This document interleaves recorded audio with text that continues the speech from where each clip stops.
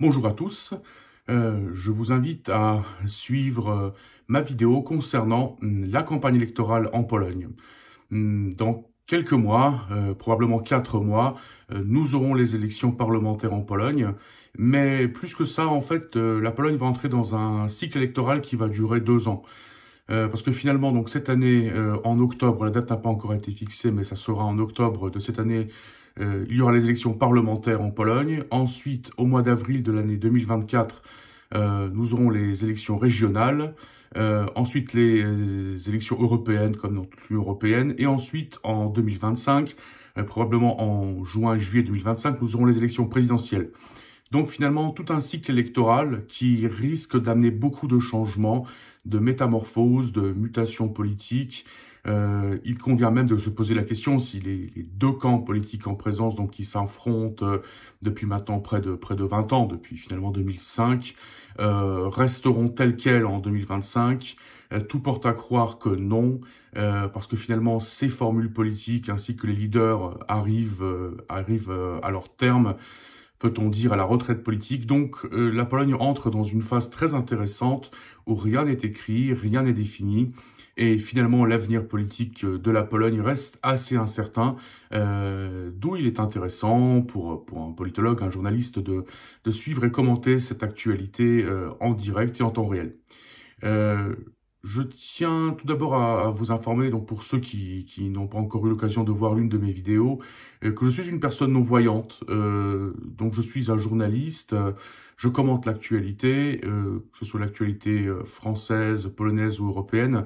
Je commente l'actualité en deux langues, mais je suis une personne non-voyante, donc ça me complique souvent mon travail. Et l'élément le plus compliqué, c'est finalement de faire des vidéos. Donc ces vidéos sont, je m'en rends très bien compte, loin d'être parfaites, mais je fais de mon mieux. Je suis ce qu'on pourrait appeler un youtubeur débutant, donc je vous demande de l'indulgence. Je fais de mon mieux. J'apprendrai au fil des enregistrements seulement là, donc ce sont mes débuts, donc j'espère que vous saurez faire preuve d'indulgence, ainsi que vous arriverez plus à vous concentrer sur le contenu que sur les aspects visuels de ces vidéos. Voilà. Donc je ne vais pas revenir aux notions de base concernant la vie politique polonaise, puisque pour ceux que ça intéresse, je les invite à visionner ma vidéo qui s'appelle Comprendre la vie politique polonaise. Donc ils y trouveront tous les détails. Et donc je vais plutôt me concentrer sur ce qui se passe maintenant, hein, donc au jour d'aujourd'hui, donc concernant la campagne électorale en Pologne. Donc finalement, nous avons trois blocs qui s'affrontent. Donc d'un côté, nous avons l'union de la droite, donc le camp politique qui est au pouvoir en Pologne depuis 2015, hein, sans interruption. L'union de la droite qui connaît en ce moment une période de turbulence, de soucis. Ces soucis peuvent mener à une crise interne, mais le fait est que pour l'instant, le soutien de l'Union de la droite ne faiblit pas, et cela malgré certaines difficultés, tant au niveau politique, au niveau interne, que des difficultés en termes de gouvernement, en termes de gestion. Leur soutien aujourd'hui donc avoisine les 30% si l'on prend la moyenne de tous les sondages. Donc c'est un soutien qui ne faiblit pas. Cependant, une mauvaise nouvelle pour l'union de la droite, voire une très mauvaise nouvelle, c'est que tous les sondages montrent de manière certaine qu'après les élections parlementaires, l'union de la droite n'aura pas la majorité parlementaire absolue. Donc, ils auront deux options. Si toutefois ils gagnent les élections parlementaires en octobre 2023, donc ils auront l'option de créer un gouvernement minoritaire, si toutefois ce sont les vainqueurs, parce que donc c'est le président qui nommera le Premier ministre, donc celui qui essaiera de créer un gouvernement. Donc même s'ils sont minoritaires, il y a fort à parier que le président, donc qui est issu de leur camp politique, nomme un Premier ministre justement de l'Union de la droite. Donc s'ils gagnent les élections, ils auront donc deux options. Donc, soit créer un gouvernement minoritaire, sinon pas la majorité absolue, soit chercher un potentiel coalition, ce qui risque d'être très compliqué, voire impossible. Donc, si l'Union de la droite reste à un fort niveau de soutien populaire, même si ce parti reste toujours en tête en termes d'intention de vote en Pologne, Son avenir en tant que parti de gouvernement est fortement compromis, justement de par donc une manque de capacité à arriver à une majorité absolue au Parlement. Depuis 8 ans, l'Union de la droite a la majorité absolue, ce qui lui permet de gouverner donc de façon autonome. Ce ne sera probablement plus le cas en 2024, donc après les élections parlementaires. Ensuite, l'un des problèmes majeurs aujourd'hui de l'Union de la droite, c'est l'état de santé de son leader, Jarosław Kaczyński. Donc, même si on ne connaît pas exactement son état de santé, on sait qu'il n'est pas bon. Donc, on peut estimer qu'à moyen, voire court terme, ce leader prendra sa retraite politique. C'est une très mauvaise nouvelle pour l'Union de la droite parce que finalement aujourd'hui, Jarosław Kaczyński était celui qui arrivait à souder toutes les fractions, donc les intérêts de ce parti. Son départ amènera inévitablement, peut-on dire inévitablement, la fin du camp politique de l'Union de la droite puisque son départ déclenchera une guerre ouverte pour sa succession. Il y aura une guerre d'intérêt politique, une guerre d'intérêt économique, une guerre de leaders, une guerre qui prendra un tournant personnel. Donc, le départ de Jarosław Kaczyński amènera la chute et la fin du camp politique de l'Union de la droite tel qu'on le connaît aujourd'hui. Et finalement, la droite polonaise risque de se retrouver à un niveau de division comparable à celui des années 90 du XXe siècle. Maintenant, certains événements, notamment aussi créés par l'Union de la droite, font que ce parti a de plus en plus de problèmes. Alors d'une part, il y a donc cette commission destinée à la vérification de l'ingérence russe dans la société polonaise. Donc ça, j'en parlerai pas en détail, j'en ai parlé dans ma vidéo « Peut-on supprimer la démocratie en prétextant la lutte contre l'ingérence russe ?»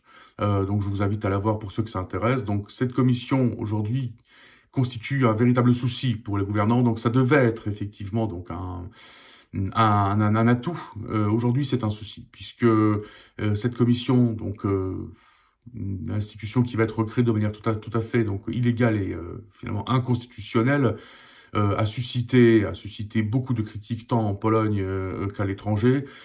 Donc il y a eu un certain recul de la part des gouvernants, de la part des dirigeants par rapport à cette commission. Donc le président lui-même, donc qui avait signé donc ce texte de loi 3 jours après, a proposé une mise à jour, donc finalement qui enlève certains aspects, donc ceux les plus controversés de ce texte de loi. Donc maintenant la commission, si tant est qu'un jour elle finit par être constituée, donc n'aura plus les pouvoirs d'interdire l'exercice des fonctions publiques à quelqu'un et la gestion de fonds publics. Mais par contre, elle aura toujours donc le pouvoir de faire un rapport donc qui désigne quelqu'un comme étant un agent russe ou sous influence russe.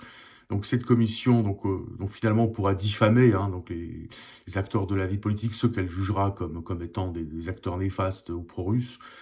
Elle pourra donc également donc avoir accès à tous les documents, même ceux qui ont été classifiés. Ça ne changera pas.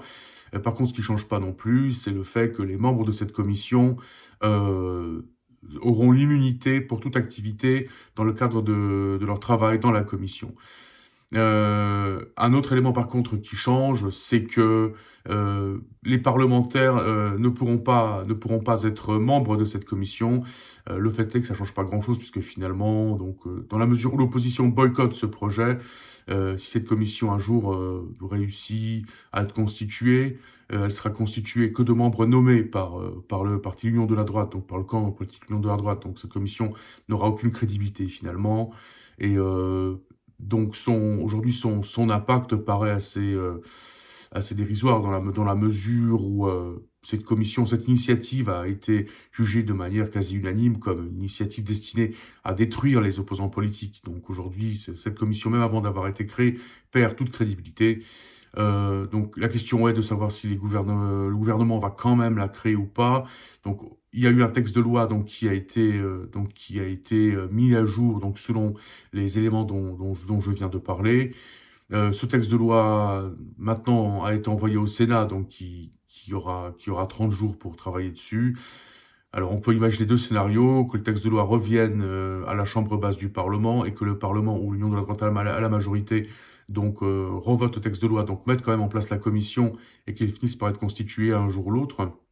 Ou alors que le texte de loi qui sera sûrement abrogé par le Sénat ne soit plus soumis au débat au Parlement, donc à la chambre basse du Parlement polonais. Donc tout est possible, mais cette commission aujourd'hui constitue un souci, finalement un boulet politique, peut-on dire, pour les gouvernants, les dirigeants. Donc ce ne sera sûrement plus un élément de campagne tel qu'on l'avait imaginé au début. Donc un autre élément, c'est toutes les questions d'affaires politiques et de corruption, donc qui sont mises à jour par les journalistes et l'opposition à l'Union de la droite. Donc ces affaires effectivement tendent à démobiliser l'électorat de l'Union de la droite, mais également les membres de ce parti, de ce camp politique. Il faut savoir qu'en 2014-2015, il y avait un véritable élan du côté droit de la scène politique polonaise, donc un élan, un espoir, peut-on dire, l'illusion d'un réel changement. De surcroît, le slogan en 2015 de l'Union de la droite, c'était le bon changement, dobra zmiana. Aujourd'hui, on se rend bien compte, se rendent compte les électeurs ainsi que donc les membres de l'Union de la droite, que finalement le changement n'a pas eu lieu, n'a pas pris la direction qu'on avait espéré. On avait espéré donc un parti qui mette fin à toutes les affaires de corruption, donc un parti qui crée un pays plus juste. Bon voilà. Dans tous les cas, aujourd'hui, il y a une forte désillusion, déception parmi l'électorat et donc les activistes de l'Union de la droite. Et c'est un élément crucial parce que finalement, il faut bien comprendre que il y aura deux éléments, donc deux facteurs qui vont jouer sur le résultat final de la période électorale qui va commencer en octobre 2023 et durer jusqu'en juin-juillet 2025. C'est d'une part quel camp va arriver à mobiliser le plus son électorat, mais également quel camp va arriver à démobiliser le plus l'électorat de l'autre. Et là, aujourd'hui, effectivement, l'Union de la droite est soumise à une démobilisation. Donc, il y a l'usure du pouvoir, 8 ans de pouvoir quand même, et puis donc, toutes ces affaires de corruption, alors aussi un discours qui ne correspond pas à la réalité des choses, une déception, une désillusion qui fait qu'aujourd'hui, il y a une démobilisation. Alors, jusqu'où cette démobilisation peut aller, ça, on ne le sait pas.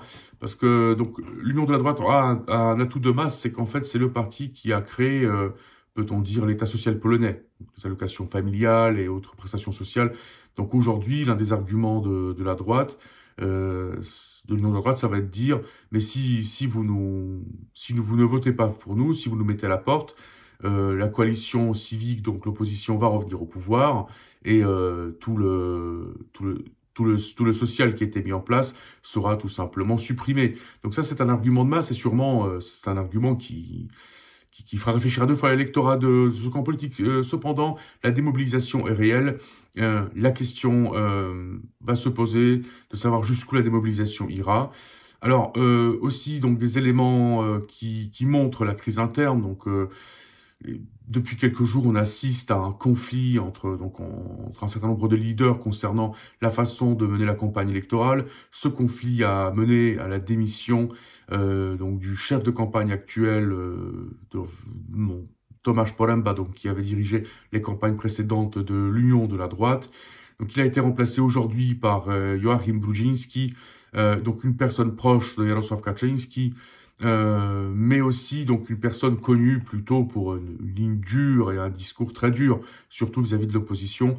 Donc on peut estimer que justement la nomination de Joachim Brudziński en tant que chef de campagne a justement ce rôle de remobiliser l'électorat, l'actif partisan, justement au nom d'une reprise du pouvoir de l'opposition qui, dans les dires du camp politique de l'Union de la droite, serait dramatique à la Pologne et aux Polonais. Un autre élément donc qui est repris par l'Union de la droite pour relancer sa campagne, c'est la question des migrants. Alors il y a quelques jours donc a été mis en place donc un texte de travail au sein du Conseil de l'Union européenne, donc une réunion des ministres de l'Intérieur des pays membres de l'Union européenne, donc qui remet sur la table la question de la relocalisation des migrants. Donc c'est pas un sujet nouveau, un sujet qui date de 2015-2016. Mais ce sujet-là donc a été fortement exploité dans la campagne électorale de l'Union de la droite en 2015. Et tout porte à croire que l'Union de la droite veut reprendre ce sujet une fois encore. Donc Jarosław Kaczyński propose de faire un référendum en Pologne, donc poser la question aux Polonais concernant leur acceptation, leur adhésion ou non à la relocalisation. Donc finalement, c'est copié ce qui a été fait en Hongrie il y a quelques années. Donc le référendum pourrait avoir lieu le même jour que les élections parlementaires. Donc tout ça, on ne le sait pas encore. Le fait est que s'il y a 8 ans, en 2015, donc cette inquiétude vis-à-vis des migrants pouvait avoir un rôle, peut-être pas déterminant, mais quand même un rôle dans la façon de voter de certains électeurs, autant aujourd'hui, il semble que revenir à ce sujet ne porte pas ses fruits politiques pour l'Union de la droite. Pourquoi? Alors d'une part, l'Union de la droite, aux yeux d'un électorat anti-migrant, n'est pas crédible, parce que donc toutes les statistiques qui sont publiées montrent clairement que l'Union de la droite est ce camp politique qui a fait entrer le plus d'étrangers en Pologne, rien que sur la période 2021-2022. Donc il y a eu plus de 250 000 ressortissants de pays considérés comme musulmans qui sont arrivés en Pologne. Donc ce sont des permis de travail qui ont été délivrés. Alors l'argumentaire des représentants de l'Union de la droite, c'est de dire que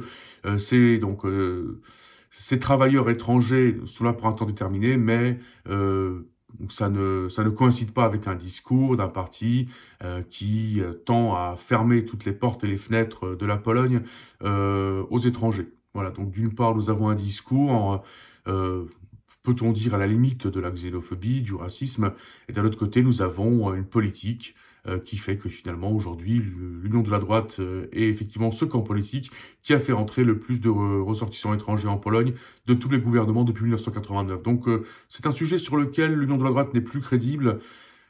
Il tend aussi de constater que les mentalités en Pologne ont beaucoup évolué. Alors aujourd'hui, on évalue à peu près à 10% de la population polonaise, donc le nombre d'étrangers qui résident en Pologne.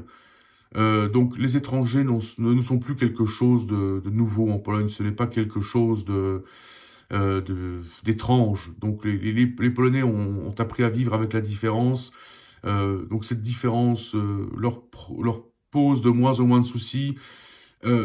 Donc si en 2015, effectivement, donc pendant la crise migratoire européenne, cette question des migrants a pu avoir un impact sur le résultat des élections, en 2023, ça risque d'être un coup d'épée dans l'eau. Donc ce référendum risque d'être un coup d'épée dans l'eau pour l'Union de la droite. Donc on verra ça, on verra également si le référendum aura effectivement lieu. Maintenant, donc beaucoup d'éléments tendent à dire que dans la mesure où les mentalités ont évolué, dans la mesure où le camp politique l'Union de la droite n'est pas crédible sur son discours anti-migrant, cette thèse de campagne ne sera pas efficace. Et c'est un peu le problème aujourd'hui de l'Union de la droite, c'est que finalement, ils n'ont pas trop d'idées pour de nouvelles thèses de campagne. Alors, ils reprennent des sujets anciens, on appelle ça des sujets réchauffés, pour reprendre une expression polonaise, ce sont des côtelettes réchauffées.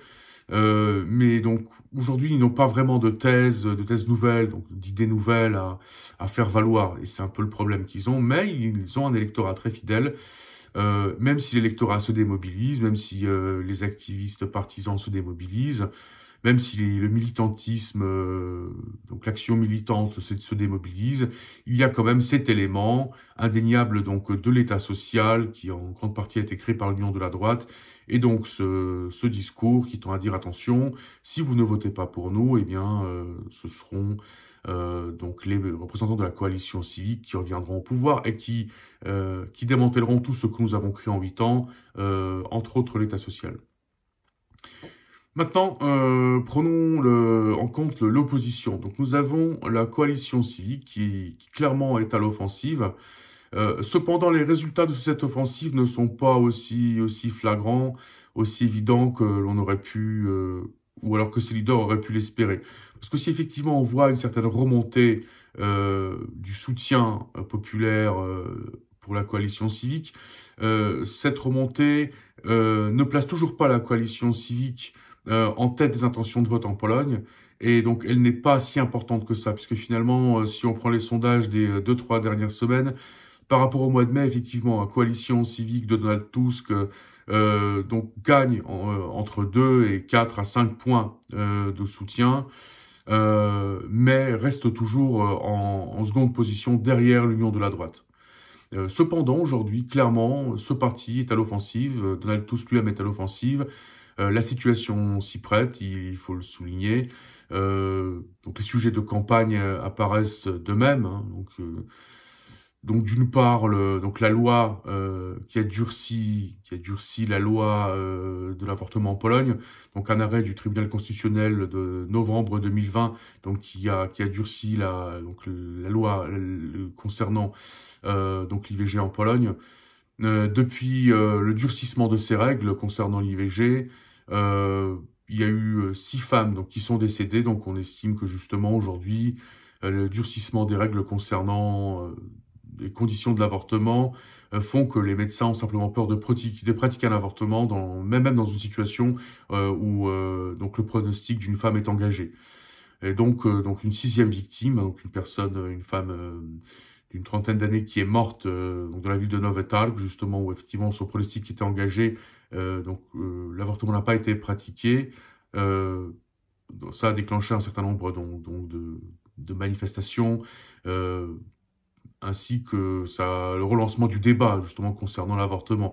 Alors aujourd'hui, donc la société polonaise évolue, hein, donc finalement elle évolue à contre-courant de ce qu'attendrait donc l'Union de la droite, puisque le nombre de personnes favorables en Pologne à l'IVG augmente fortement. Donc selon tous les sondages aujourd'hui, 70% des Polonais seraient favorables à la légalisation de l'IVG, hein, de l'avortement.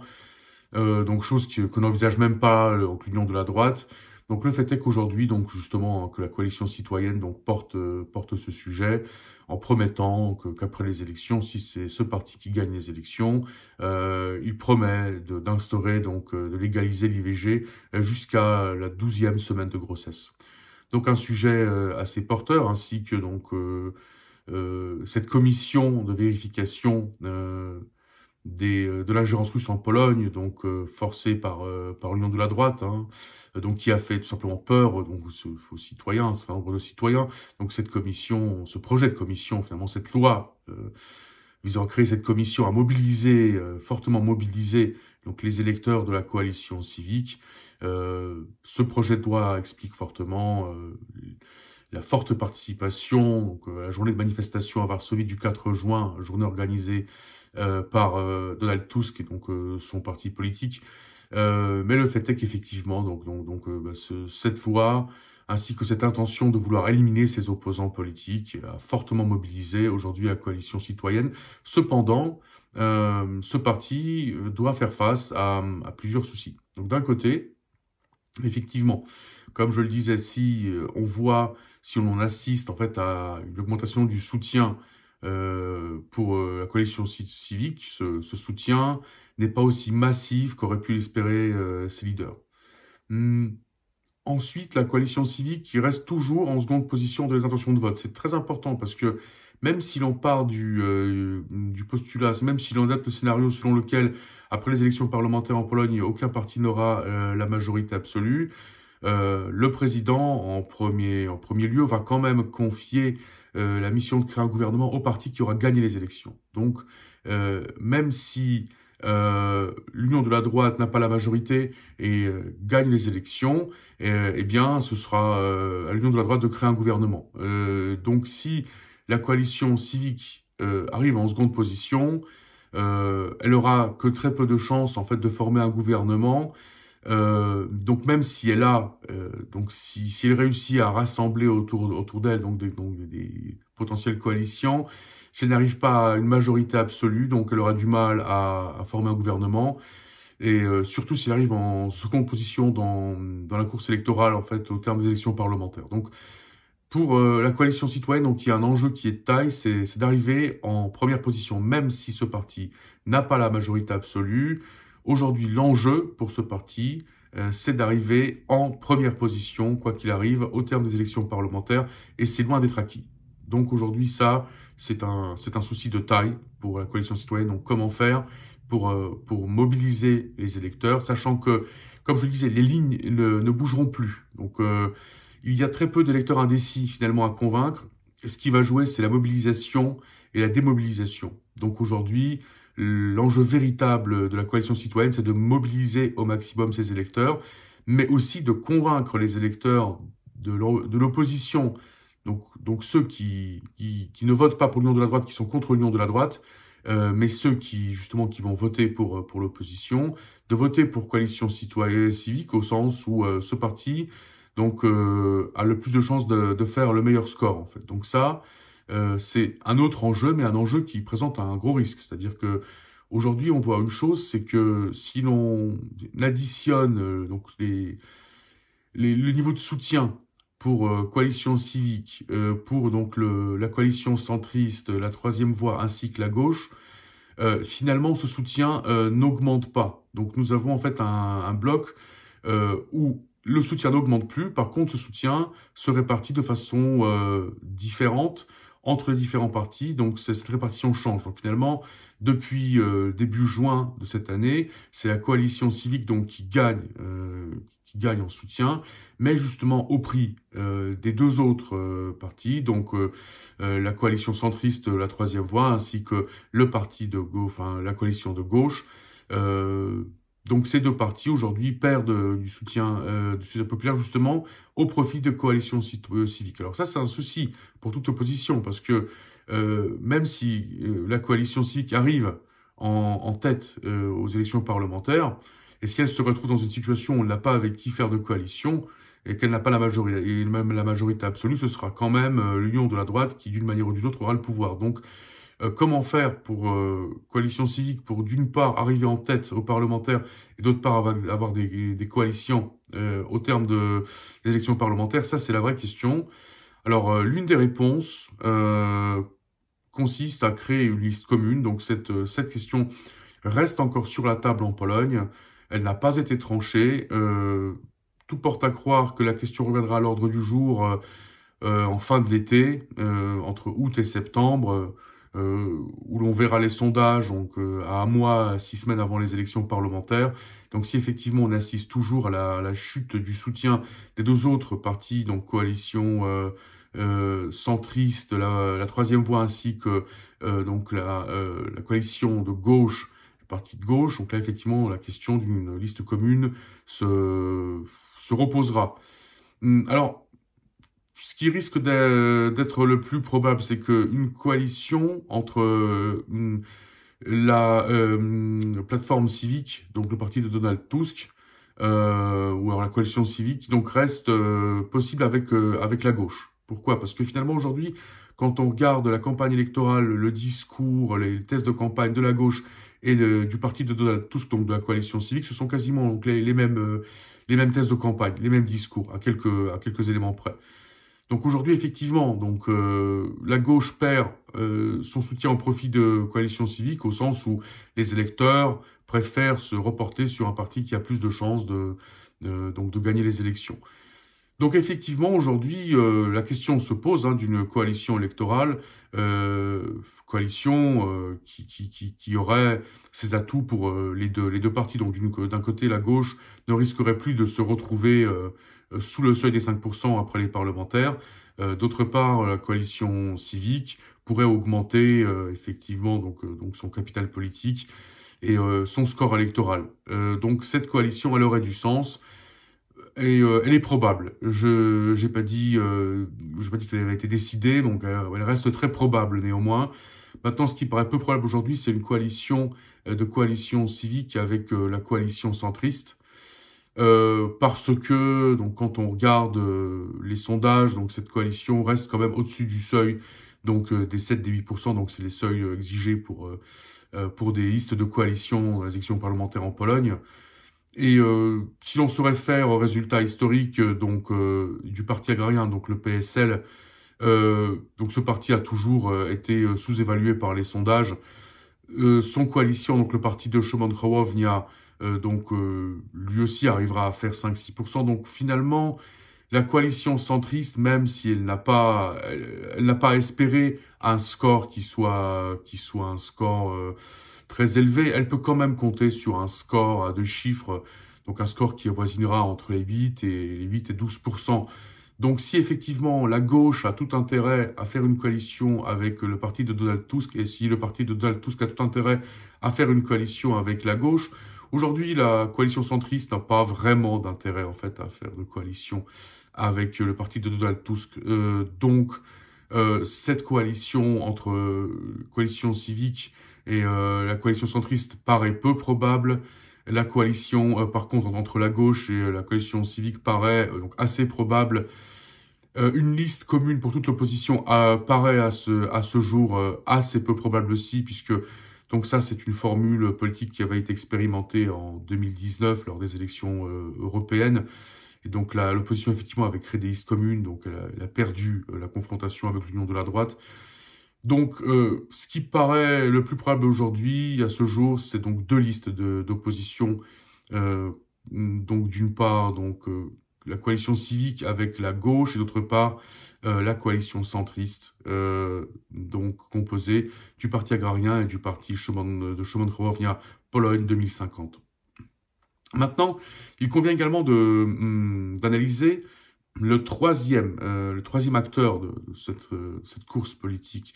Donc le parti La Confédération, donc j'en ai parlé dans mon enregistrement Comprendre la vie politique polonaise, donc c'est un parti assez récent, donc un parti qui effectivement a en son sein des personnes assez controversées, mais pas que. Donc nous avons d'un côté des personnes assez controversées qui ont tenu par le passé des discours assez xénophobes, assez racistes, nationalistes, mais d'un autre côté nous avons aussi des leaders jeunes qui tiennent un discours très libéral d'un point de vue économique. Donc c'est un parti aujourd'hui qui attire grandement en fait l'électorat jeune, donc l'électorat entre 18 et 40 ans, et son score peut être assez élevé aux élections parlementaires. Donc, pourquoi les électeurs veulent voter pour le parti La Confédération, sachant qu'on parle de ce parti comme un parti xénophobe, raciste, nationaliste, etc. Alors, ce que dit l'électorat jeune, en fait, c'est que de toute façon, la Confédération n'aura pas le pouvoir en Pologne, mais qui serait bien qu'elle ait quelque chose à dire, qu'elle ait son mot à dire en termes économiques, justement, pour éviter une surinflation des propositions sociales. Parce que la Confédération propose un programme économique très libéral, donc qui ne convient pas à une grande partie de l'électorat jeune en Pologne. Donc, si les jeunes aujourd'hui vont sûrement voter en masse pour la Confédération, c'est sûrement pas pour son discours xénophobe, raciste ou nationaliste, un discours d'ailleurs dont la Confédération s'est défaite ces derniers temps. Mais c'est justement pour avoir cet élément libéral d'un point de vue économique, un élément libéral qui, selon cet électorat, pourra peser dans les débats et justement bloquer quelque peu la marche vers plus de social en Pologne, donc social qui n'est pas accepté par tous. Maintenant, il faut aussi voir que l'électorat de la Confédération est un électorat, comme je le disais, jeune, c'est situé entre 18 et 40-45 ans. Par contre, l'électorat qui vote pour les deux blocs politiques majoritaires, c'est un électorat qui dépasse largement les 50 ans. Donc, effectivement, quand on regarde ces échantillons d'électorat, on voit clairement que nous avons quelque part deux Polognes qui s'affrontent, donc un électorat jeune qui tendrait vers plus de libéralisme, plus de libre entreprise, moins d'impôts, et un électorat en fait donc plus âgé qui tendrait vers plus de social, et donc une lutte partisane dans laquelle ne se retrouvent plus les jeunes finalement. Donc la bipolarisation de la scène politique en fait commence en Pologne à disparaître, puisque l'électorat jeune ne s'y retrouve plus, ne s'identifie plus à cette bipolarisation. Donc finalement, nous avons ces trois blocs. La Confédération, tout porte à croire justement de par son discours libéral, ses propositions de l'arrêt du matraquage fiscal, de la promotion de la libre entreprise, de réglementation très pro-libérale, fait que elle pourra sûrement compter, et tous les sondages le montrent, sur un score à 2 chiffres aux élections parlementaires de cette année. Ce score avoisinera sûrement les 15%, voire plus. Donc, toute la question qui va se poser, c'est comment ça va se traduire en termes de mandat. Parce que, effectivement, on peut envisager un scénario où la Confédération fait un très bon score, et ce score fait que finalement aucune coalition ne sera possible sans la Confédération au Parlement. Sachant que le parti de la Confédération, c'est un parti qui a pris pour stratégie de travailler dans la durée. Ce qui fait que c'est un parti qui n'acceptera aucune coalition de gouvernement. Donc, si effectivement on arrive en fait à ce cas de figure où aucune coalition, donc aucune construction de majorité absolue n'est possible sans la Confédération, et la Confédération refuse de signer une coalition avec un quelconque parti, on va aller vers inéluctablement un gouvernement minoritaire, ensuite des élections parlementaires anticipées. Mais tout ça, il conviendra de le voir après les élections parlementaires. Pour l'instant, on n'en est pas là. Mais qu'est-ce qu'on peut dire en fait dès à présent? Donc finalement, les lignes ne bougeront pas tant que ça. La campagne électorale sera brutale, c'est sûr. Elle sera dépourvue de toute règle, et finalement tous les coups seront permis. Mais elle ne changera pas grand-chose au final. En fait, ce qui va être déterminant, c'est quel camp politique, donc et lequel des deux grands camps politiques, donc l'Union de la droite ou la coalition civique, réussira à mobiliser le plus son électorat, et en même temps arrivera à démobiliser l'électorat de l'autre. Ça, c'est la question cruciale. Ensuite, l'autre question qui va se poser, parce que le fait qu'aucun des deux camps, de ces deux camps, donc l'Union de la droite ou la coalition civique, n'aura la majorité absolue, ça paraît, on peut dire, quasi certain. C'est quasi certain. Maintenant, la question va se poser de savoir qui gagnera au final les parlementaires. Si c'est l'Union de la droite, donc il est quasi certain qu'il y ait un gouvernement de l'Union de la droite qui soit créé, même s'il est minoritaire, qui va durer jusqu'en 2025, jusqu'aux élections présidentielles. Si par contre c'est la coalition citoyenne qui gagne les élections, là, donc, on peut s'attendre donc à un gouvernement créé par la coalition citoyenne, qu'il soit minoritaire ou alors qu'il soit donc majoritaire, donc avec des coalitions. Tout va dépendre de la configuration justement, donc des coalitions qui seront encore entreprises avant les élections parlementaires. Maintenant, il faut aussi voir que les deux camps politiques majoritaires en Pologne arrivent à terme, en fait, arrivent à leur fin. Comme je le disais, l'union de la droite, en fait, après le départ, la prise de sa retraite par Jarosław Kaczyński, va sombrer dans une lutte interne. Ça paraît inévitable. Mais il en est de même pour la coalition civique, où finalement, quand on regarde les scores électoraux de la coalition civique, d'abord de la plateforme civique, ensuite de la coalition civique, donc ce parti politique, ce camp politique n'a gagné aucune élection depuis le départ de Donald Tusk en 2014. Donc finalement, toutes les élections depuis 2014, entre 2014 et donc 2023, ont été perdues par la plateforme civique, la coalition civique. Finalement, le meilleur score obtenu par ce parti politique a été le score obtenu au présidentiel de juin-juillet 2020, où effectivement donc le maire de Varsovie, Rafał Trzaskowski, est passé très près de la victoire, même s'il a perdu. Il lui a manqué environ 500 000 voix pour l'emporter. Mais le fait est que depuis le départ de Donald Tusk, donc la coalition civique, anciennement plateforme civique, n'a réussi à gagner aucune élection. Donc effectivement, donc la reprise en main du parti par Donald Tusk, donc en juillet 2021, a fait que le parti donc s'est ressaisi électoralement, donc a regagné en soutien, a confirmé sa place de leader sur la scène politique en tant que parti d'opposition. Donc ça reste aujourd'hui, et c'est le premier parti d'opposition. Maintenant, on ne connaît pas les projets de Donald Tusk. Est-ce que Donald Tusk voudra être Premier ministre alors qu'il a été pendant 7 ans, donc dans la période 2007-2014, ça paraît incertain. Sinon, quel rôle voit-il pour lui en cas de victoire électorale? On ne le sait pas. Mais tout porte à croire que donc, les mois, les années qui nous attendent, donc la période 2023-2025, va apporter de fortes mutations sur la scène politique polonaise. Parce que les deux camps politiques majoritaires donc, arrivent clairement à leur terme. On voit que l'électorat aujourd'hui qui vote pour eux est un électorat donc principalement âgé, Donc c'est un électorat qui voisine donc les 50-80 ans. Donc cette formule ne paraît pas avoir d'avenir sur la scène politique polonaise. Maintenant, un autre élément, ce sont les élections présidentielles. Qui sera candidat donc des deux camps majoritaires? Alors, donc Andrzej Duda, le président actuel, ne sera plus candidat puisqu'il arrive au terme de son deuxième mandat. Donc, il n'y a que 2 mandats qui sont autorisés par la constitution polonaise dans le cadre de la présidence. Donc, en août 2025, il arrivera au terme de son second mandat, donc il ne pourra plus être candidat à sa réélection. Maintenant, l'Union de la droite a un problème, c'est que finalement, ils n'ont pas de candidat réel à présenter en 2025. On ne voit pas vraiment qui pourrait être candidat. Alors là, la coalition civique a un avantage certain, puisque donc un candidat qui paraît quasiment certain de ce parti, des élections présidentielles, donc serait le maire de Varsovie, donc Rafał Trzaskowski, donc celui qui a fait un très bon score, même s'il n'a pas remporté les élections présidentielles en juin et juillet 2020, il a quand même fait un très bon score. Donc aujourd'hui, ça reste le choix le plus logique, donc en termes politiques, en termes électoraux, pour le parti coalition civique. C'est aussi celui qui a le plus de chances de gagner au deuxième tour, hein, si l'on se réfère à l'électorat et au sondage. Maintenant, si effectivement Rafał Trzaskowski décide d'être candidat, plusieurs questions se posent. D'une part, qui pour lui succéder à la mairie de Varsovie? Donc il y a effectivement donc les élections régionales, donc les élections donc pour les mairies des communes polonaises.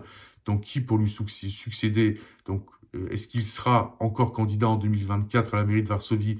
Et ensuite, donc il céderait sa place en 2025 en cas de victoire aux élections présidentielles. Si oui, qui pour lui succéder?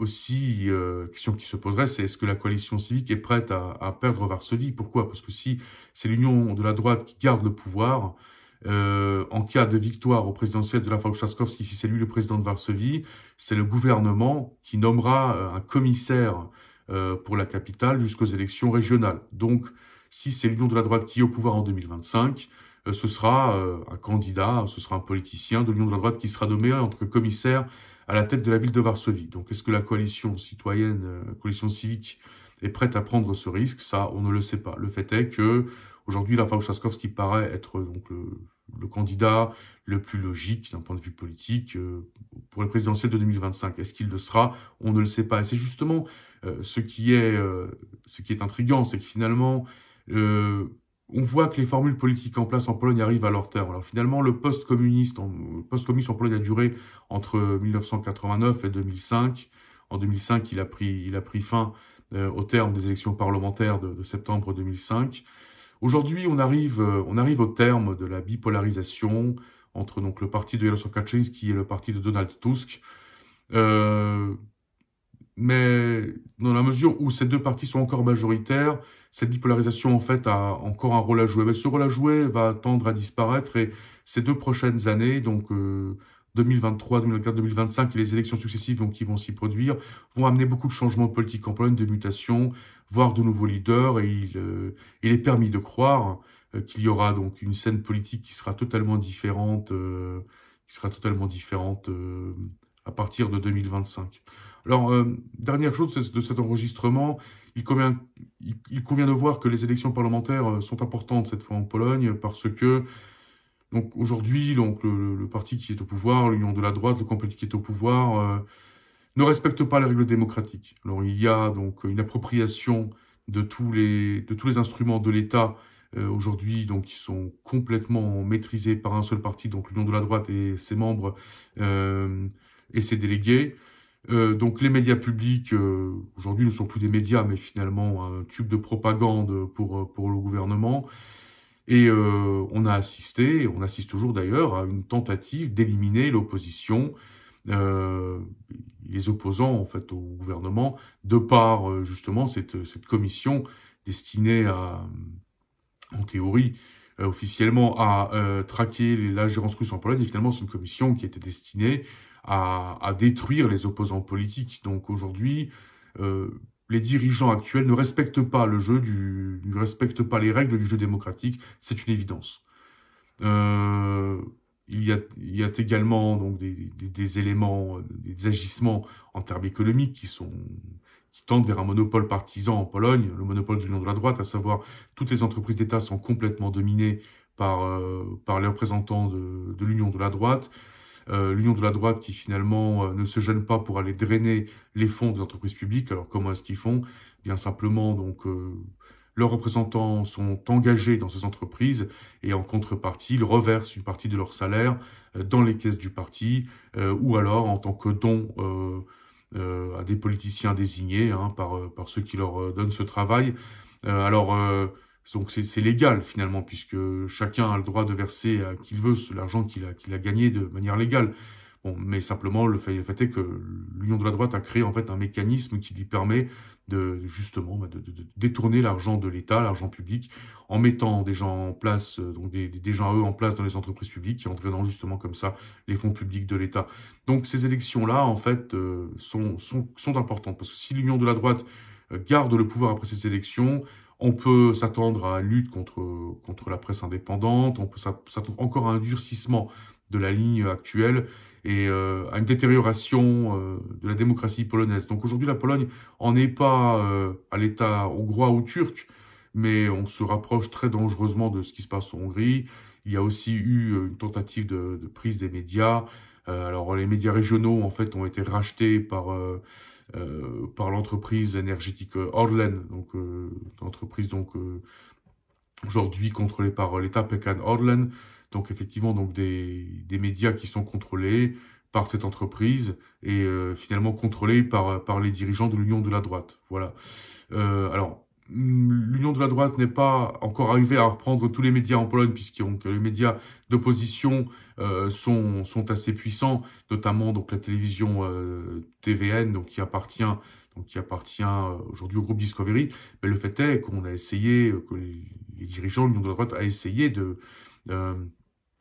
briser cette télévision, justement, d'une part, d'abord en essayant de la faire racheter par une entreprise proche du pouvoir, et d'autre part, en essayant de mettre en place une législation qui tendait, donc, soi-disant, à limiter l'influence du capital étranger hors Union européenne dans l'économie, donc le monde des médias polonais. Et finalement, donc, c'était une loi qui a été destinée à détruire cette télé-là. Donc ça a été bloqué finalement par le président, puisque ça suscitait un grand mécontentement de la part des Américains. Comme je le disais, TVN appartient à Discovery Group. Mais le fait est qu'il y a eu cette tentative justement de briser cette télévision-là. Il faut aussi préciser que donc le CSA polonais, donc le Conseil national pour la radiophonie et l'audiovisuel, n'hésite pas à sanctionner très durement donc les médias qui sont d'opposition pour des actions qu'on pourrait qualifier d'absolument bénignes ou voire de manière totalement injustifiée, donc des pénalités très lourdes financières qui sont infligées aux médias d'opposition, soit pour rien, soit vraiment pour pas grand-chose. Donc on a effectivement aujourd'hui un souci de démocratie en Pologne, et ça c'est un fait. Donc c'est un fait, et ces élections-là seront quand même importantes de ce point de vue-là, alors que quelles que soient les idées politiques des uns et des autres, il faut quand même garder à l'esprit qu'aujourd'hui la démocratie polonaise ne va pas bien, et que la victoire de l'Union de la droite fera qu'elle ira encore plus mal. Donc d'où l'importance de scruter ces élections-là, et d'observer la campagne électorale, de voir qui prend le dessus, qui restera à l'offensive et qui restera en défense.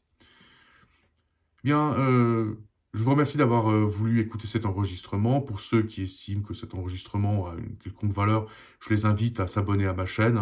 J'en ferai d'autres. Je ferai des enregistrements concernant justement la politique polonaise, le déroulement de la campagne. Je ferai des enregistrements aussi concernant l'histoire de la bipolarisation polonaise, donc comment est-ce qu'on en est arrivé à ce niveau de division politique, que ce soit dans la société ou de la scène politique. Donc un peu d'histoire, un peu d'actualité. De mon côté, j'essaye de rester le plus objectif possible. J'essaie de partager avec vous donc les informations en temps réel, le plus objectif qu'elles soient. Donc je ne travaille pour aucun média, je suis une personne indépendante, donc je m'efforce d'être le plus objectif possible de ce fait. Pour ceux qui ont également aimé cet enregistrement, je les invite à cliquer sur j'aime, ça coûte rien, et ça permet de rendre cet enregistrement un peu plus visible sur Internet. Bien, je vous remercie d'avoir bien voulu me consacrer un peu de votre temps. Je vous dis à tous, à très bientôt.